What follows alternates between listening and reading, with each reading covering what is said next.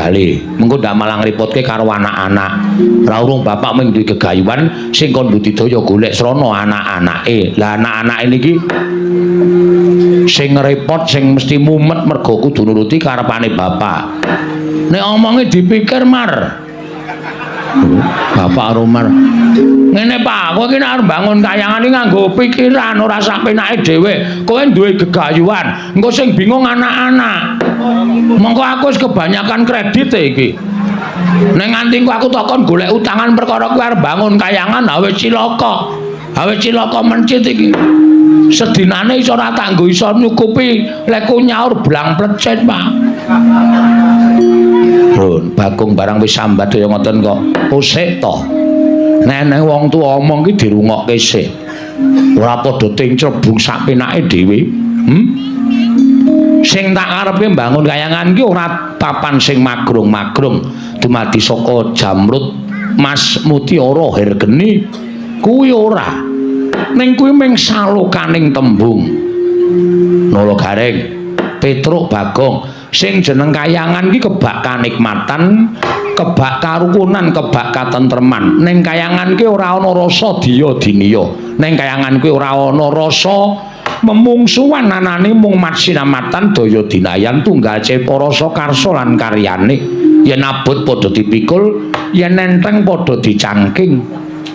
Kuwi kayangan. Mula tembungku iki mau ming tembung sanepa niatku mung kepengin bangun kayangan kuwi supaya kawula negara Ngamarta kuwi uripe pindhane ning kayangan. Ora kok aku mbangun papan sing magrong-magrong terus kowe do takon goleke silian dhuwit ki. Weh, bocah kok pikirane cethek men.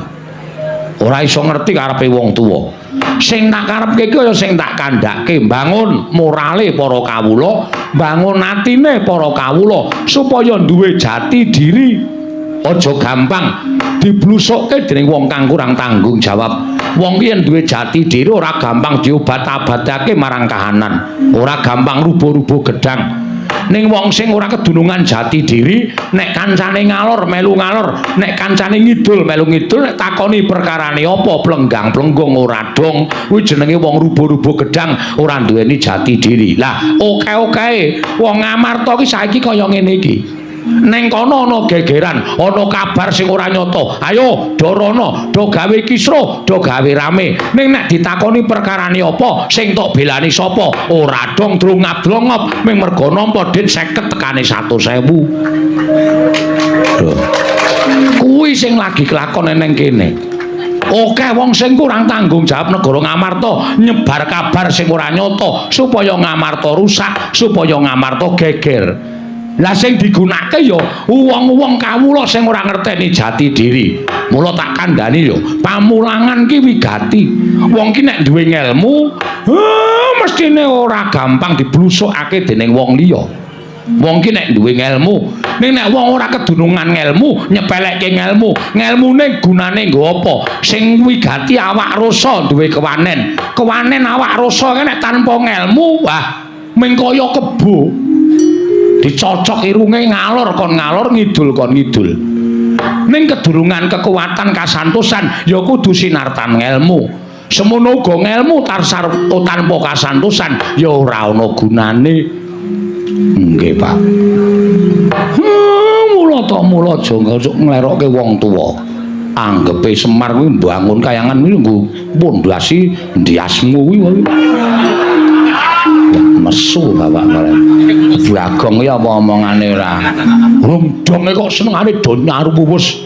Kapan kowe tau nuruti karepe Semar? Kapan kowe tau nuruti karepe Semar? Kowe iki pendak dina anane ming njaluk karo wong tuwa. Mongko sak temene kowe iki wis gerang-gerang, wis do mentas kabeh. Nek ana apa-apa kudu tanggung jawab dhewe. Jare Cakra Manggilingan, bocah kuwi nek isih cilik dituntun karo wong tuwa, didulang karo wong tuwa. Dipinterke karo wong tuwa.